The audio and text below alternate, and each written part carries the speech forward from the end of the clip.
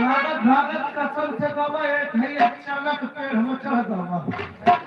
तू हाँ मैं तो क्या हुआ? जब चढ़ पेड़ में चढ़ गया तो हाथी पहुंची पेड़वा का समेट के हिलावे लगा। अच्छा जैसे हिलावे लगा हमें ख्याल आवा कूद के हम भागे लगा फिर भागत भागत चले गए। के पेड़ से हाँ कूद कर भागे लगा भागत भागत गए एक बुढ़वा हुक्का पियर में हुक्का में घुस गया। अच्छा जब वह हुक्का में घुस गया तो हाथी ने आई कहे जब तुम घुस गए तो हम घुस जाओ। आय बाप रे तब तक हमरे ध्यान आवा कसम से हम कंठलवा कैसे निकल के फिर भागे लगा। अच्छा कसम से भागत भागत गए एक नीलवी का पेड़ रहा खूब ऊपर चढ़ के बैठ गया। चल गया हाँ चल गया।